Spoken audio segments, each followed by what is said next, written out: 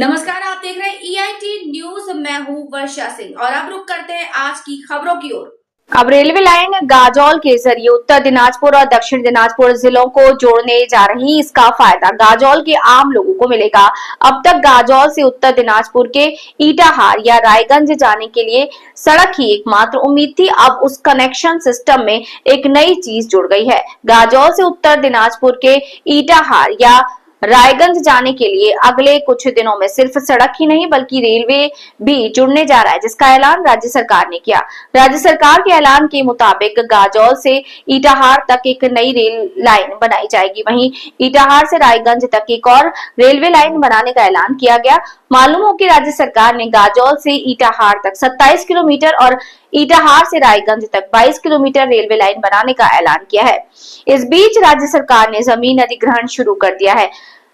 अगर railway line बन जाती है तो इसका फायदा बिजनेसमैन से लेकर आम आदमी और रोजाना आने जाने वाले लोगों तक सभी को मिलेगा। जाहिर है, राज्य सरकार के इस ऐलान के बाद आम आदमी खुश है। हालांकि वे लंबे समय से सिर्फ सड़क ट्रांसपोर्ट पर निर्भर थे, लेकिन रेलवे लाइन के ऐलान के बाद गाजौल के लोग राहत की सांस ले रहे हैं।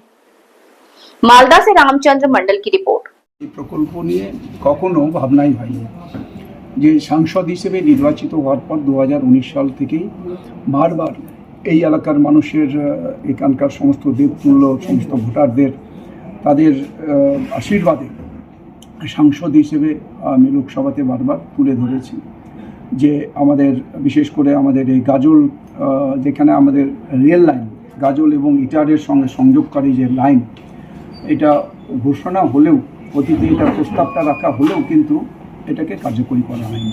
তো আমি খুবই খুশি আমাদের দেশের সম্মানীয় রেলমন্ত্রী, আমাদের দেশের মাননীয় প্রধানমন্ত্রী সম্মানীয় আমাদের নরেন্দ্র মোদীজি, দেশের রেলমন্ত্রী সম্মানীয় অশ্বিনী বৈষ্ণবজি, তারা আজ এই গাজল এবং ইটারের মধ্যে সংযোগকারী যে রেল লাইন তারা অনুমোদন করেছেন এবং কাজটাও শুরু হয়েছে। খুব দ্রুততার সাথে এই সংযোগকারী রেল লাইনটা সম্পন্ন হবে।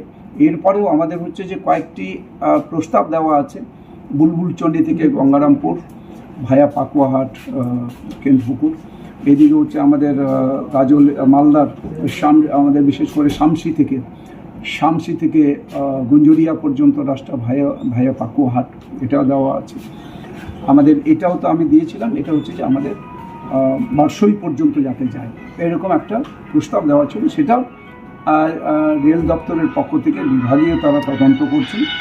এরা এই বিষয়তে সঠিক সময়ে তারা এই ব্যাপারে ব্যবস্থা গ্রহণ করবেন এবং রেল যোগাযোগ আরও উন্নত হবে। গাজল আরও বিশেষ করে রেল যোগাযোগের দিক থেকে যে আমাদের মালদা জেলার মধ্যে আরও নতুন করে যে রেল লাইন আমাদের সম্প্রসারিত হওয়ার কথা, সেটা খুব অল্প সময়ের মধ্যে এখানে সম্পন্ন হবে।